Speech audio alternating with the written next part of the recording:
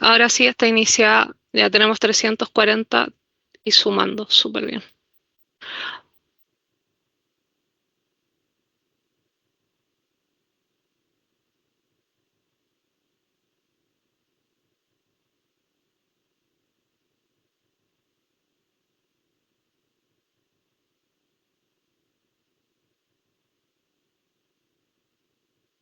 Hola, muy buenos días a todos y todas.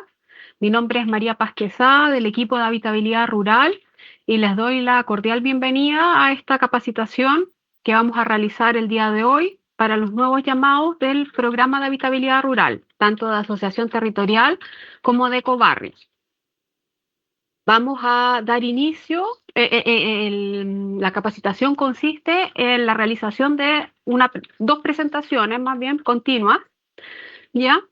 La idea es que sus preguntas las puedan escribir en el cuadrito, en el vínculo de preguntas y respuestas para que nosotros podamos ir respondiendo sobre las preguntas y no en el chat, ¿ya?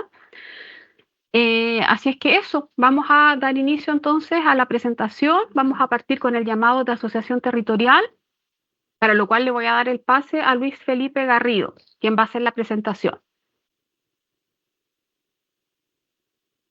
Sí, hola, buen día a todos.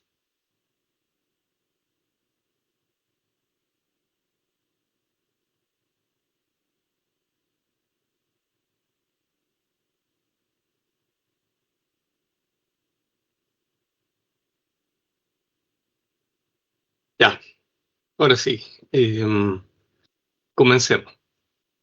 Ahí María Paz, si puede darle a la siguiente.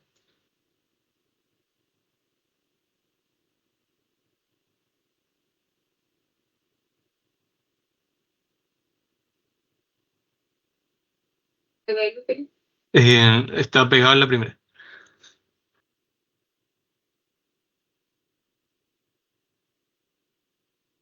Ah, ahora sí, está media lenta parece. Ahora sí, ya, disculpen. Eh, bueno, yo les voy a hacer la presentación sobre el llamado de asociación territorial. Esta es una resolución que fue publicada durante la semana pasada en el diario oficial. La resolución, me imagino que la tienen, si no, se la vamos a compartir. Es la 1029. Vale. Siguiente, por favor.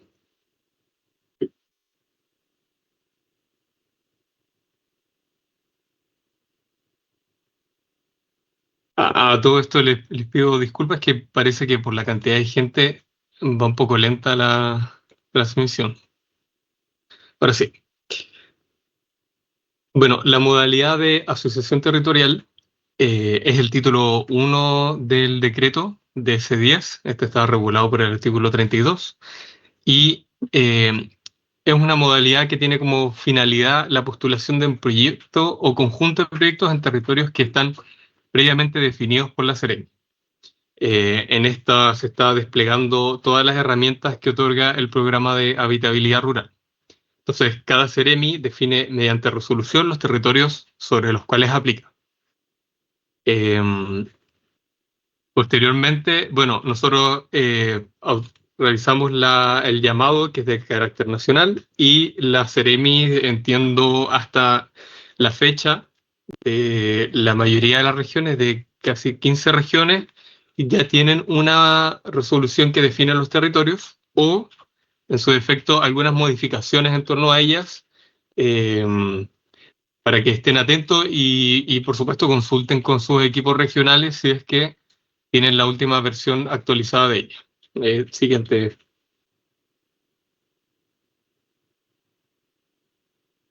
¿De qué se trata este llamado? Eh, Principalmente estamos enfocados, como dice el decreto, en la atención de localidades rurales y urbanas con menos de 5.000 habitantes, definidas por el INE. Esto es importante porque eh, estamos utilizando la metodología definida en el censo 2024, que es algo que nosotros cambiamos con respecto a las resoluciones de los años anteriores, donde trabajamos con el censo 2012. Contarles que el censo 2024 está plenamente publicado con toda su base de datos, así que es lo que estamos utilizando. Permite agrupar hasta 160 postulaciones. Postulaciones me refiero a familias en un solo expediente, pudiendo haber más de una postulación por territorio. Entonces estamos permitiendo aplicar todas las modalidades. Ahí dice tipologías, pero debería ser modalidades. Me refiero a los conjuntos habitacionales, construcción en el sitio residente, mejoramiento y ampliación de la vivienda existente y el mejoramiento del entorno y el equipamiento comunitario. La postulación debe realizarse por una única entidad de gestión rural para cada expediente, la que debe coordinar la intervención de cada grupo postulante. Acá es importante también mencionar que estamos utilizando esta palabra del grupo postulante debido a que para cada expediente puede haber más de un grupo postulante. Los grupos postulantes tienen que ver con la modalidad bajo la cual están postulando. Y ahí también dice un consorcio de GR. Esto tiene que ver con las alternativas que estamos abriendo para eventualmente, por ejemplo, si existen entidades municipales que deban trabajar con un equipo profesional y que requieran contratar servicios. Esto también depende de, en el fondo, la realidad local. Y deben realizar un contrato colectivo de obras, deben garantizar el avance simultáneo de los proyectos y contar con una o más de una empresa constructora según la cantidad de grupos postulantes.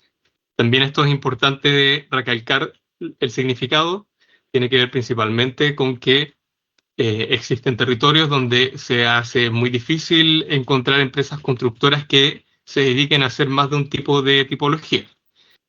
Por ejemplo, nosotros conocemos que existen empresas constructoras que únicamente se dedican a hacer vivienda nueva, no hacen mejoramientos, en fin, entonces estamos permitiendo la posibilidad de que para cuando exista más de una modalidad, también pueda existir más de una empresa constructora y por lo tanto abordar un proyecto sin dejar las familias de lado. Siguiente, por favor.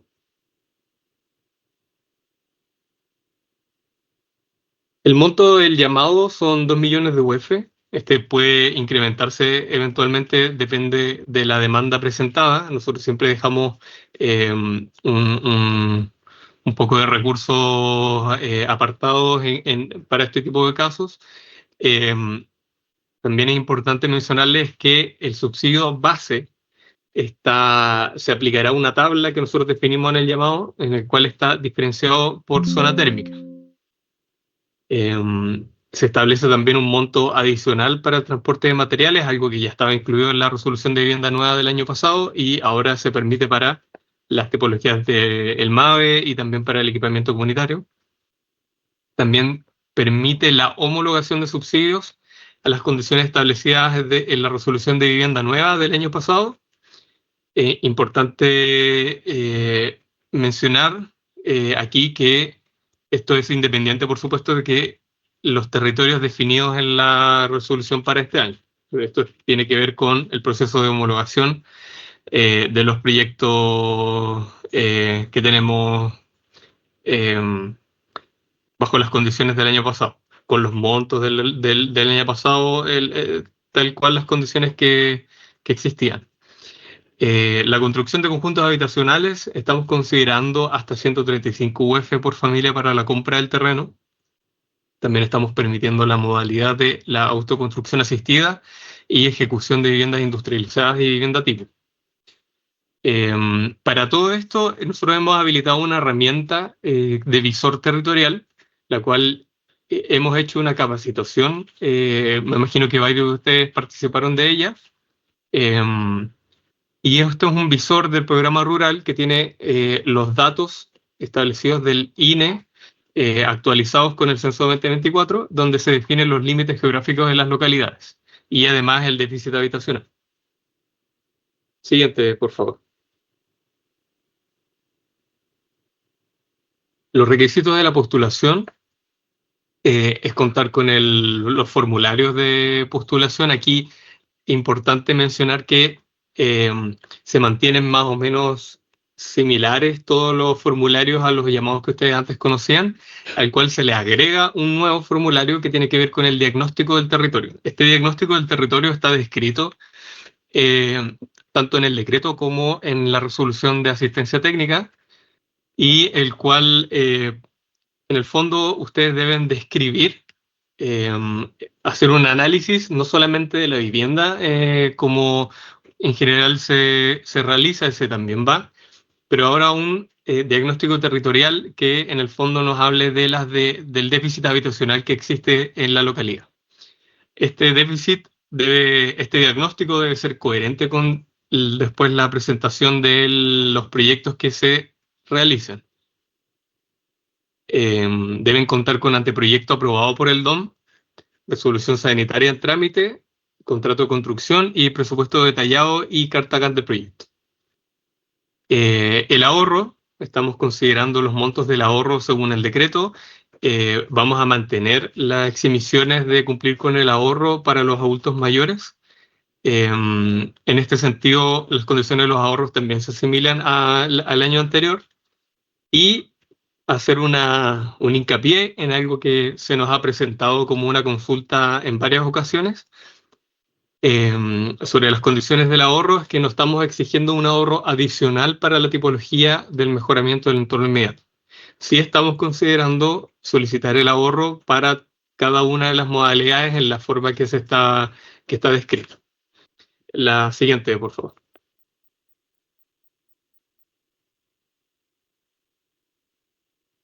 Los proyectos deben ser, como ya lo mencioné, coherentes con el diagnóstico territorial. Debe existir para cada postulación al menos 2 modalidades de intervención. Esto quiere decir, debe existir un mejoramiento de vivienda sumado a una construcción en el sitio residente, debe existir un conjunto habitacional sumado a equipamiento comunitario. En el fondo, el espíritu del título 1, como lo dice el decreto, es realizar una intervención que sea de carácter integral en el territorio y en el fondo llegar a una localidad, entender cuál es el déficit que existe y no llegar sucesivamente con distintos llamados en distintos años a resolver las problemáticas que existen, sino que más bien estamos abriendo la posibilidad, la puerta, para que todos esos proyectos que son necesarios de hacer, intervención en el espacio público, en fin, todas estas modalidades puedan combinarse y en el fondo llegar y realizarse de manera simultánea. Esto es un cambio también importante de mencionar para todos los territorios donde no existan entidades patrocinantes disponibles para realizar los proyectos. Nosotros estamos permitiendo que las empresas constructoras puedan patrocinar directamente los proyectos. Deben cumplir siempre, sí o sí, con todo lo establecido en el CRAT, en el que tienen que cumplir con todos los productos que están descritos en la 3131, que regula los productos de asistencia técnica, y como lo mencionaba en la parte anterior, con respecto a las entidades patrocinantes, estamos permitiendo que, por ejemplo, puedan hacer un convenio con otros profesionales, ya sea, por ejemplo, de las municipalidades, que realicen los productos de asistencia técnica que tienen que ver con el área social, y la entidad o la constructora presente un proyecto técnico y también lo construya.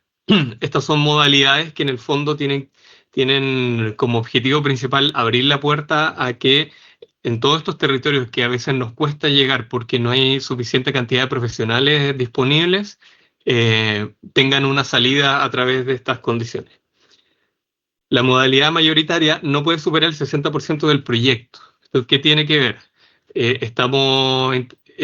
Nuestro objetivo es que los proyectos sean integrales, por lo tanto, la cantidad de familias postulantes, es decir, de grupos postulantes entre las modalidades, no puede superar el 60% con respecto a la otra modalidad, principalmente para que en el fondo los proyectos tengan la capacidad de abordar el déficit realmente existente y por lo tanto resuelvan todas las tipologías que aparezcan en el diagnóstico territorial de ser necesaria.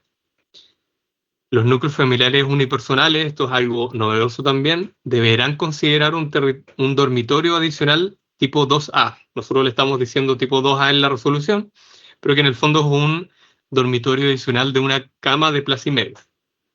Esto tiene que ver exclusivamente para los núcleos unifamiliares. Estamos hablando de, por ejemplo, adultos mayores, sin hijos, que están postulando y necesitan un dormitorio adicional para eventualmente un cuidador. Estamos hablando de personas solas, que no tienen hijos, pero que eventualmente su núcleo familiar puede crecer. Por lo tanto, tienen este dormitorio adicional y siempre la vivienda, tal como en los casos anteriores, debe poder ser ampliable. Es decir, no porque exista un dormitorio adicional para una persona sola, no pueda eventualmente, por ejemplo, la familia crecer, tener varios hijos y que la vivienda, el diseño tiene que permitir eventualmente realizar un tercer dormitorio. Cada servio debe definir uno o más supervisorios por territorio, o sea, supervisores por territorio. Se contratará la fiscalización técnica de obras mediante licitación de cada territorio. Esto tiene que ver principalmente con definir territorios, definir áreas donde se realizan licitaciones para cubrir de manera que los supervisores no tengan que ir a proyectos que están muy alejados entre sí para poder cumplir en el fondo con el régimen de fiscalización técnica, que es algo que también nosotros conocemos. Ha sido dificultoso muchas veces cumplir con los plazos establecidos. Siguiente, por favor. Lo que están viendo acá en pantalla es el visor territorial, lo que les mencionaba. Esta es la herramienta disponible en la cual se están visualizando los datos del censo 2024. Ahí aparece cada localidad con sus límites, sus polígonos y específicamente dónde opera el DS10. También aparecen en los casos donde se tratan de áreas urbanas de más de 5.000 habitantes, también aparece los polígonos marcados en negrita, en diagonal, donde nosotros no podemos entrar. Todo lo que está por fuera, nosotros sí podemos abordarlo. Entonces acá, adicionalmente, en la misma lista de capas aparece más información que a ustedes les puede servir para conocer dónde, por ejemplo, están los servicios sanitarios rurales, donde eventualmente pueden ir a consultar, donde pueden acceder al servicio de agua, concesión de servicios sanitarios, donde están los campamentos, en fin, hay una serie como de información de listados desplegables que tienen que ver con el análisis del territorio. Siguiente, por favor. Y, por supuesto, la logística del territorio, la construcción. Nosotros lo que le vamos a solicitar a ustedes es que puedan presentar un plan logístico. Esto tiene que ver principalmente, ya que el carácter de los proyectos es integral y es un poco a una escala mayor, porque estamos permitiendo hasta 60 postulaciones para un solo expediente, es que ustedes nos puedan, en el fondo, indicar cómo van a llegar los materiales al terreno, si va a llegar porque es necesario que llegue todo y se acopie en un terreno destinado de la municipalidad para esto, si va a llegar una vez al mes, en el fondo conforme el avance de las obras. Todo esto tiene que estar previamente definido porque, primero por la complejidad de las intervenciones y segundo también porque nosotros estamos otorgando un monto específico adicional de transporte de materiales. Entonces la carta Gantt tiene que ser bien explícita en tener una carta Gantt de cada proyecto en sí mismo, por ejemplo, de la construcción de la vivienda nueva, como ustedes ya lo conocen, pero también tiene que haber una carta Gantt que explique en el fondo cómo van a avanzar simultáneamente un MAVE junto con la intervención en espacio público, etc. Eso tiene que estar coordinado.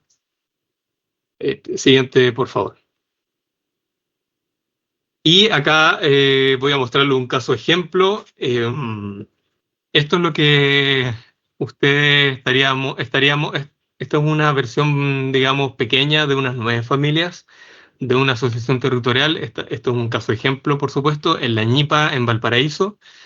Ahí donde dice número de expediente, en rigor debiese decir root, porque cada una de esas filas es una familia y cada tabla en azul y en verde son los grupos postulantes. Estos grupos postulantes tienen que ver con la tipología, como ya les había dicho. Estamos hablando de 5 familias de MAVE, cada una con sus tipologías y eventual, por ejemplo, subsidio de discapacidad o mejoramiento del terreno o recinto complementario adicional. Y otro grupo postulante que sería de vivienda nueva, donde también aparece cada uno individualizado con su ampliación de dormitorio, en fin, todas las tipologías o subsidios complementarios que requiera. Todo eso sumado conformaría un único expediente. Ese expediente estaría compuesto entonces de 2 grupos postulantes. Siguiente, por favor. Y esto se vería así. Esto es una pequeña aldea en Petorca y como aparece en la imagen, lo que estamos viendo ahí, esto es un caso, por supuesto, completamente hipotético, donde estamos diciendo el diagnóstico territorial nos indicó que en verde es un sector donde se falta esta cantidad de viviendas y en rojo aparece un sector donde estas son las viviendas a mejorar porque el resto está más o menos resuelto. Entonces, en eso consistiría un expediente de asociación territorial, por supuesto a una escala pequeña, estamos hablando de, no hay un número mínimo, pero estamos hablando de un número máximo de 160 postulantes, y recuerden que cada territorio puede eventualmente tener más de un expediente. eh, por lo tanto, existe la posibilidad de que, adicional a lo que ustedes están viendo en pantalla, haya otro expediente presentado donde se aborde un equipamiento y un conjunto habitacional. Siguiente, por favor. El proceso cronológico del llamado. Bueno, el llamado ya está publicado. Abre en 20 días hábiles después de su publicación, es decir, estamos hablando de la segunda semana de agosto. Va a haber un único cierre al 21 de diciembre del 2026 y existe un plazo máximo para el ingreso de los proyectos definitivos que no puede superar los 6 meses. Estamos hablando del primer semestre del próximo año. Ahora, esto es importante mencionarlo. Nosotros lo que estamos haciendo aquí es alargar un poco las fechas usuales de presentación de los proyectos. Estamos permitiendo la postulación en el fondo condicionada de los proyectos. Sin embargo, principalmente tiene que ver con la disponibilidad de recursos. Sin embargo, ojo, porque cada región es diferente. Ahí los serbios manejan cajas que son distintas. En los casos donde los proyectos estén desarrollados y los serbios tengan la capacidad, el flujo de caja de poder autorizar el inicio de las obras, estos pueden iniciar antes del segundo semestre del 2027. Así que estas son fechas que ustedes lo consideren son de carácter a nivel nacional, pero cada realidad regional va a dictar eh, cuándo es posible iniciar las obras para estos proyectos.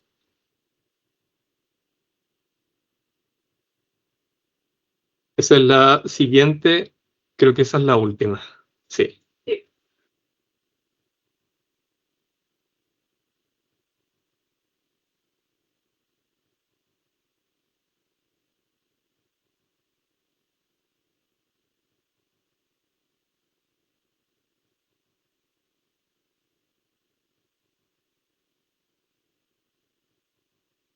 Ahora vamos a dar paso al llamado de ecobarrios, a la presentación del llamado de ecobarrios rurales, ¿ya? El cual está regulado por la resolución 1028 de 2026, la cual fue publicada en el Diario Oficial el miércoles pasado. Por lo tanto, esperamos, no tengo la certeza, pero tengo la impresión de que el llamado ya debería estar abierto. Respecto de tanto del llamado de ecobarrios rurales como del llamado de asociación territorial, nosotros estamos preparando y tenemos en tramitación 2 circulares operativas, ya que van a venir a complementar algunos aspectos de las resoluciones de llamado, para que lo tengan presente también, y una vez que estén disponibles, digamos, y tramitados estos documentos, los vamos a difundir, ya sea a través de correo, tanto a las entidades como a los equipos técnicos de Servicerem. Respecto de los ecobarrios rurales, bueno, ¿qué son los ecobarrios rurales? Puede ser un gran conjunto habitacional o varios conjuntos habitacionales que contengan la tipología de construcción de conjunto habitacional, obviamente, y la tipología de mejoramiento y o construcción de equipamiento comunitario, ambos del título 2. Se requiere la postulación simultánea a ambas tipologías.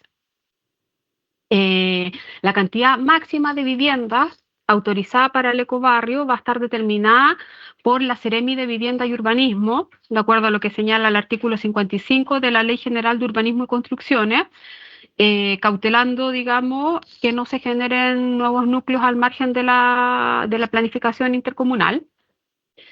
El ecobarrio contempla sí o sí el desarrollo de un plan maestro, ¿cierto? Como se ve acá en la imagen objetivo. Permite implementar sistemas propios de tratamiento de agua potable y sistema propio de tratamiento de aguas servidas. Lo que se busca es que el ecobarrio tenga cierta autonomía sanitaria, lo que no implica que el ecobarrio pudiese interconectarse a un sistema de una empresa sanitaria, por ejemplo, en el caso de encontrarse próximo o al límite urbano.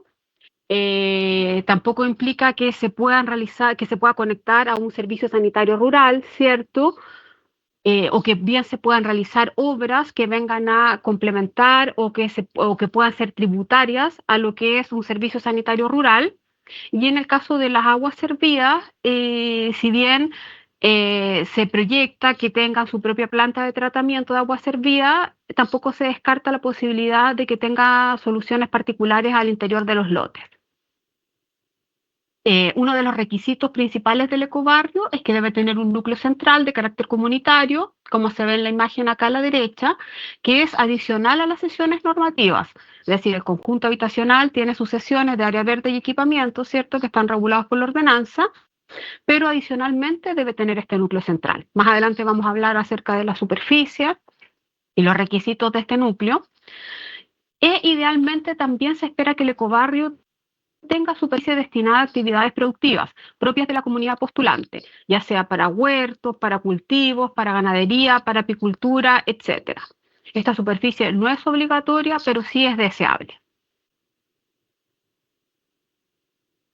¿Cuál es el objetivo o cómo surge el llamado de ecobarrio? Nosotros como programa nos dimos cuenta que existía una brecha importante entre las asignaciones históricas del programa y el déficit habitacional entre las regiones de Coquimbo hasta la región de Maule-Ñuble, concentrándose las asignaciones históricas del programa en las regiones de Biobío, de Araucanía, de los ríos y los lagos.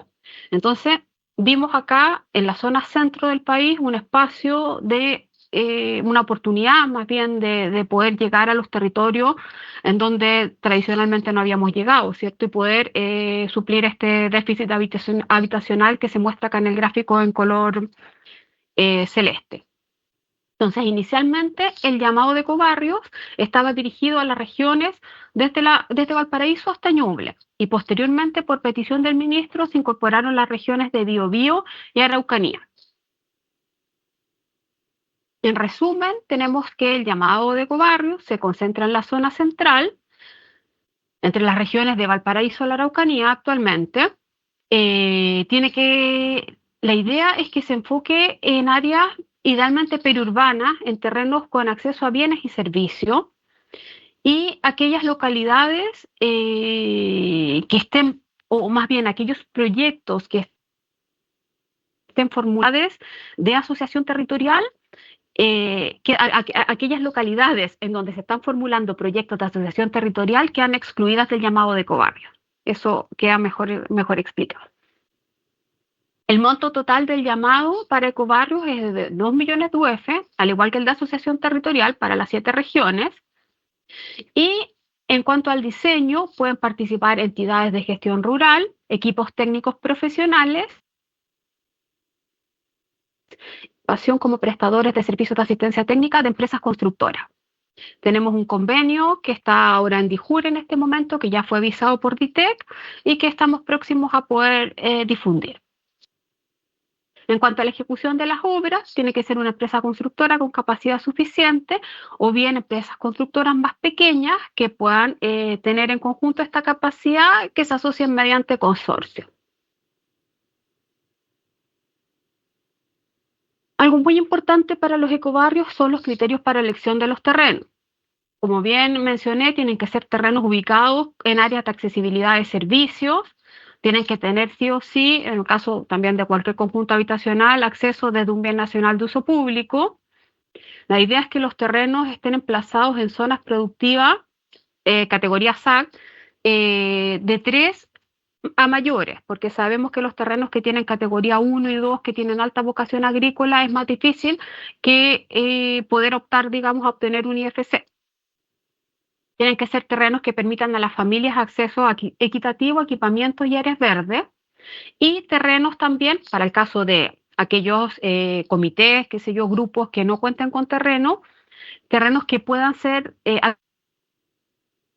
adquiridos por el subsidio, que vamos a ver este monto más adelante también.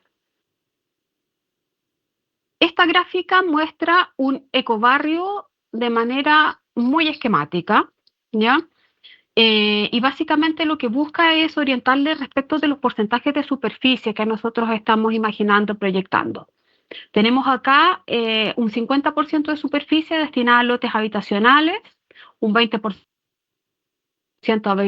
un 10% para el núcleo central, acá en color mostaza, un 10% para sesiones de área verde y equipamiento exigidas por la ordenanza, en color naranjo, un 10% para actividades productivas, porcentaje que puede ser menor, y la infraestructura sanitaria acá en color celeste, que es más bien marginal.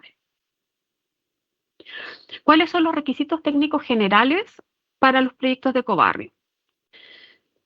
Como el número de familias no está a priori determinado, nosotros estimamos que los terrenos promedio pudiesen ir entre 10 a 15 hectáreas, pero como dije, va a depender del número de familias que lo integren.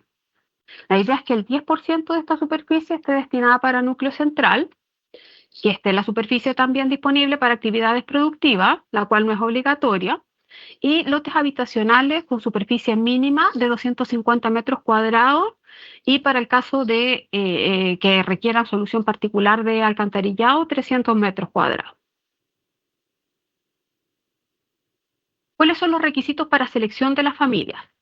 Lo primero es presentar la demanda organizada por tipología y el diagnóstico técnico social por familia, contar con un anteproyecto de loteo aprobado por la Dirección de Obras, el estudio de mecánica de suelo, el IFC, el comprobante de los proyectos de ingreso de los proyectos sanitarios a la DOH, en los casos en que los ecobarrios estén conformados por un número superior a 160 viviendas, o que se emplacen en zonas latentes o saturadas, deben contar con el comprobante de ingreso al sistema de evaluación ambiental, y los planos y especificaciones técnicas generales de viviendas y de equipamientos.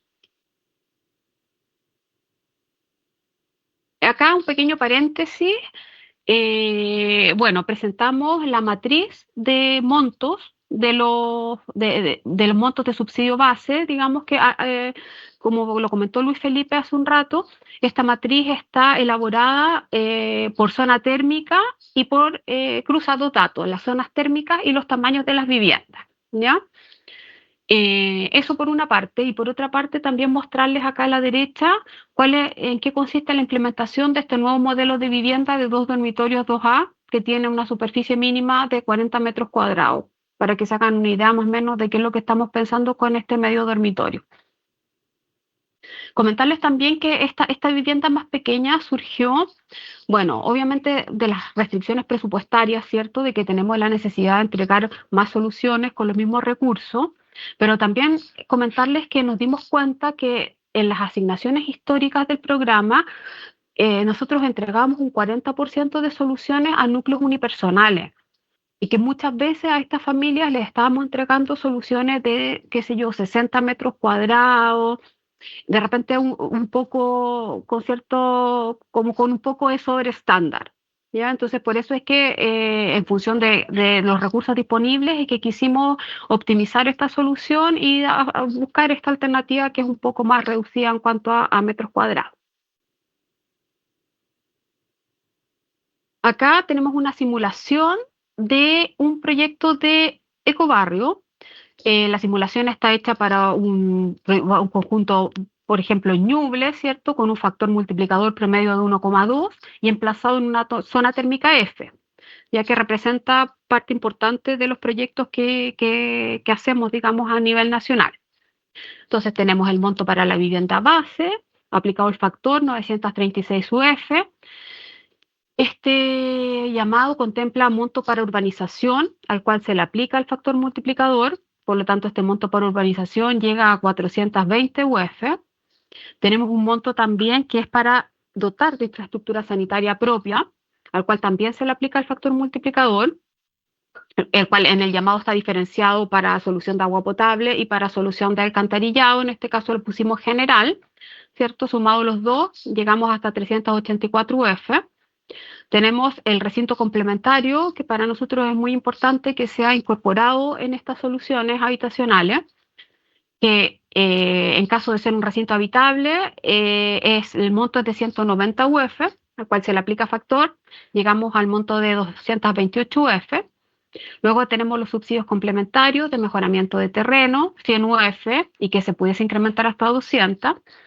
La solución sanitaria y dotación de energía, 200 UF, el complementario de espacio público, 35 UF, y el subsidio para compra de terreno de hasta 135 UF. Sumando todos estos valores, a los que se aplica el factor multiplicador, tanto como a los que no se aplica el factor multiplicador, llegamos a un valor UF vivienda de casi 2.500. ¿Ya? Eso en cuanto a lo que sería la vivienda para la tipología de construcción de conjunto habitacional. En el caso de los mejoramientos del mejoramiento y o construcción de entornos y equipamiento comunitario, tenemos la posibilidad de hacer hasta tres mejoramientos. En el caso de que se requiera mejorar, por ejemplo, una sede, una plaza existente, una multicancha, etc. Tenemos un monto de 2.500 UF para cada mejoramiento y se puede postular a un máximo de 3, como bien dije. Para el caso de este ejemplo, que tiene factor multiplicador 1,2, significa que pudiésemos tener hasta 9.000 UF para estos proyectos de mejoramiento, ¿cierto? Y en el caso de la construcción de nuevos equipamientos, el monto asciende a 5.000 UF. Podemos hacer también hasta un máximo de 3 nuevos equipamientos y considerando el factor multiplicador llegamos a un monto de 18.000 UF. Considerando, por ejemplo, 200 viviendas, tenemos un costo de proyecto de aproximadamente 500.000 UF. Es decir, estamos hablando de una envergadura bastante mayor a lo que veníamos trabajando en el programa de habitabilidad rural, con los conjuntos habitacionales tradicionales de hasta 60 viviendas. A continuación, tenemos el proceso cronológico del llamado del presente año. El proceso de postulación se desarrolla entre julio a diciembre del presente año. El llamado cierra el 28 de diciembre. En diciembre se aprueban condicionales los anteproyectos, ¿cierto? A inicios del próximo año, entre enero y febrero, se promulga la resolución de selección de las familias. Y después tenemos un plazo de 6 meses que puede ser prorrogable por el director o directora Serviu para el desarrollo y entrega, o más bien presentación de los proyectos definitivos. ¿Ya? Una vez entregados y aprobados los proyectos definitivos, se aprueba el proyecto técnico y se procede, digamos, con los plazos correspondientes, de acuerdo a la normativa, obviamente, se puede dar curso al inicio de las obras, que nosotros esperamos que sea a fines de 2027, inicios de 2028. En cuanto a la ejecución de las obras, nosotros estimamos que son proyectos que van a durar aproximadamente unos 2 años, en cuanto a ejecución, así que esperamos poder contar con ecobarrios terminados a fines del año 2029. Acá algunas configuraciones que nosotros imaginamos para los ecobarrios. Tenemos que destacar que se elimina para este llamado la restricción de tapamiento que tradicionalmente tiene el DS10, ¿cierto? Y también la restricción de colindancia entre lotes. Por lo tanto, los lotes sí pueden estar colindantes y también se pueden desarrollar los proyectos por etapas, ¿ya? En cuanto a las configuraciones, nosotros imaginamos que se podían comprar 4 paños en torno a una vía, o comprar, por ejemplo, 2 paños a ambos costados de una vía, o comprar un solo terreno, o bien eventualmente esto hay que conversarlo y profundizar un poco más, pero a lo mejor algunos terrenos que no están colindantes, sino que están un poco dispersos, pero tienen una vinculación, qué sé yo, pudiesen tener esta vinculación, digamos, a través del núcleo central. Y en cuanto a la tramitación y ejecución, de acuerdo a lo que nos permite la Ordenanza General de Urbanismo y Construcciones, tiene que ser a través de la figura del loteo con construcción simultánea, ¿cierto?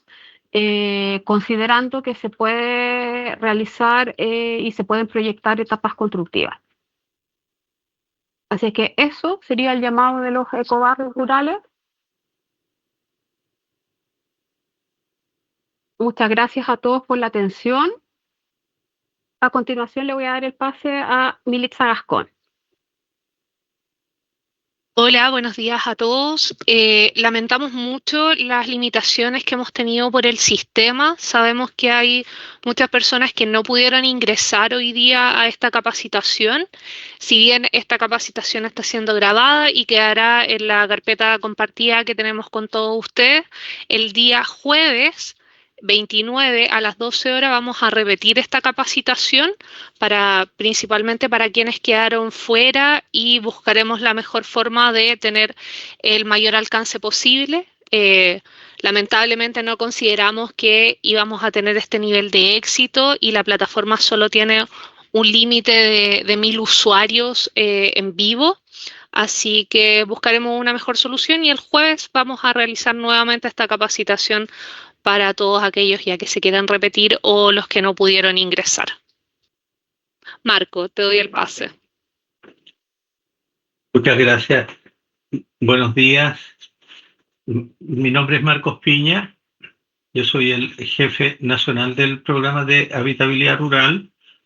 El equipo nacional del programa está a cargo de los 2 llamados que se acaban de presentar. Reitero lo que comentó recién Militza. Nos dimos cuenta sobre la marcha, vimos muchos mensajes de las dificultades tecnológicas, por lo tanto vamos a repetir la capacitación y esperamos mejorar las condiciones técnicas. Yo solo quiero hacer un par de comentarios para las colegas y los colegas que en este momento lograron estar conectados. Primero, distinguir estas 2 modalidades como parte de una misma mirada, que es la territorialización del programa. Es ese gráfico que mostró María Paz en un momento de la focalización, que el programa está concentrado principalmente entre Biobío y los lagos, y que el censo 2024 nos mostró que el déficit del censo está ubicado principalmente en la zona central, donde no hemos podido llegar. Entonces, esto sugirió 2 iniciativas que están, tal como decía yo, en esta mirada territorial. Por un lado, la asociación territorial, que nos permite enfocar simultáneamente distintas soluciones para grupos de familia en distintos sectores de los territorios. Y por otro lado, la idea de los ecobarrios, que surge, entre otras cosas, de la constatación de que hay cientos de comités, no estamos exagerando al hablar de cientos de comités que suman miles de familias que han estado por años buscando a través del DC10 una salida, pero que no encuentran terreno, que tienen problemas con el agua, que el IFC no funciona, en fin. Entonces, decidimos tomar la iniciativa de promover desde el nivel nacional estas dos modalidades, tanto la territorial de asociación territorial como la de ecobarrio. Y en relación con los ecobarrios, para redondear un poco más conceptualmente, cuando hablamos de zonas periurbanas o que estén cercanos a la ciudad, cercanos a los pueblos, por las facilidades de servicio, por el acceso a transporte, en fin, estamos pensando esencialmente que en ese entorno, tanto en los pueblos, las pequeñas ciudades, en las zonas urbanas como en las zonas rurales, se concentran estos comités, esta demanda organizada. Sin embargo, viven en esos sectores, están inscritos, por ejemplo, en la atención primaria de los consultorios, los hospitales dentro de esos sectores, tienen matrícula en los colegios, consumen agua potable de los mismos sectores, pero no tenemos la solución habitacional adecuada para todos ellos. Entonces, estas dos modalidades nosotros pensamos que deben continuar, así está orientado por la jefatura y por las autoridades nuestras en los próximos años, de modo que vayamos abordando de una forma más organizada territorialmente, pero también con una mayor masividad de soluciones, tanto en los territorios como en los ecobarrios.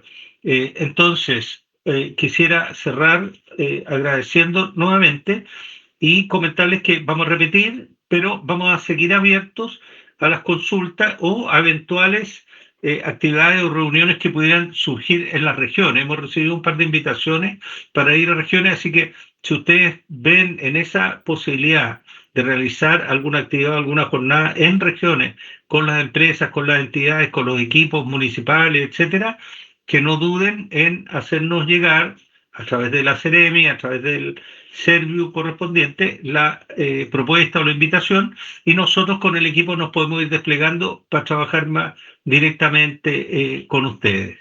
Eso, María Paz, muchas gracias. Gracias, Marcos. Bueno, con esto damos por finalizada Preguntas. las preguntas. Que las preguntas las vamos a responder después, igual que... Sí, las preguntas las vamos a responder después y se las vamos a enviar. ¿Ya? A través de correo electrónico, Mili. Sí, vamos a enviar la respuesta a través de correo electrónico. Así que eso, los dejamos cordialmente invitados. Bueno, a los que no pudieron participar o que participaron parcialmente de la capacitación, que se puedan conectar el próximo jueves. Y agradecer, por supuesto, su interés y su presencia. Muchas gracias.